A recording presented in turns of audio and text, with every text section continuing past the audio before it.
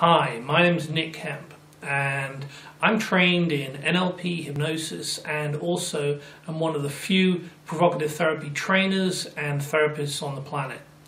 I deal with a whole range of different client issues, and I've also appeared on BBC Radio in many instances.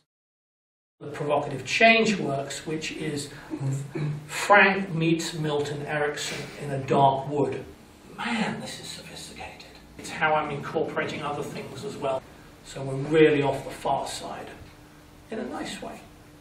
So it's a very cool way of working.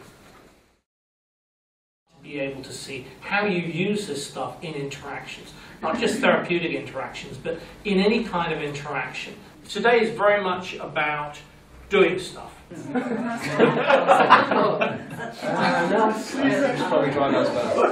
Just immerse yourself. We need to know more about this. You know, we start off with a base level exercise and then we're going to start adding in other things. And because it's very quick, if the therapist can move very quickly within different frames, then the client, they don't really know where to go with it.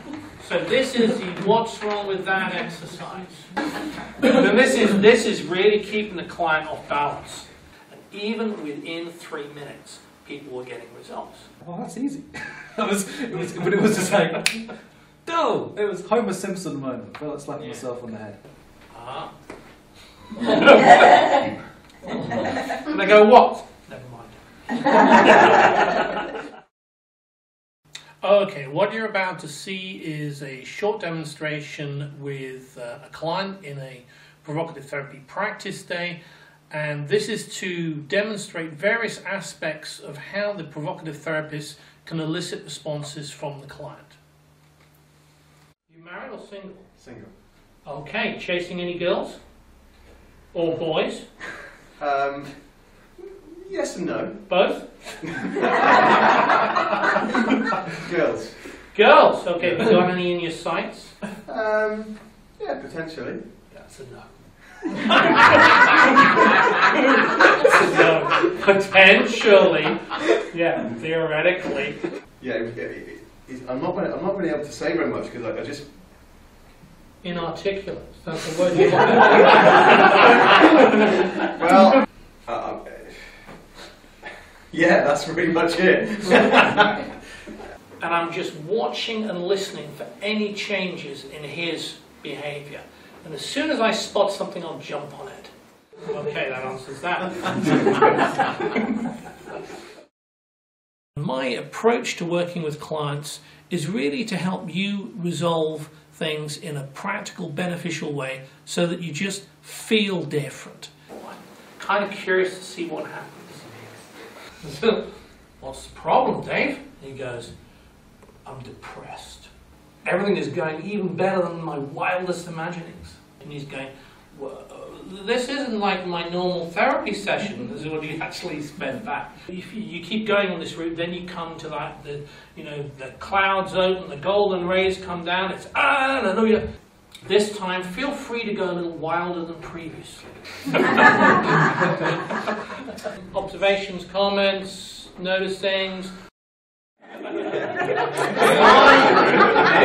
Yeah, I'll just speak for my group. 2 letters of grouping, that is. How did it go?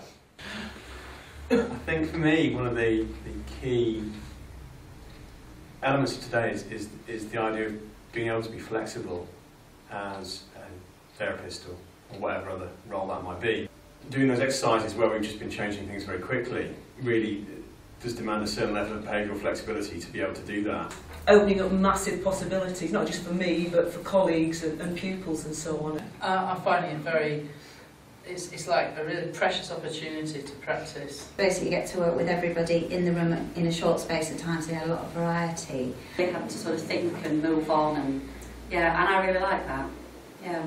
Setting up a structure at the beginning in terms of, okay, so you start off by saying, what is the problem? And what's wrong with that?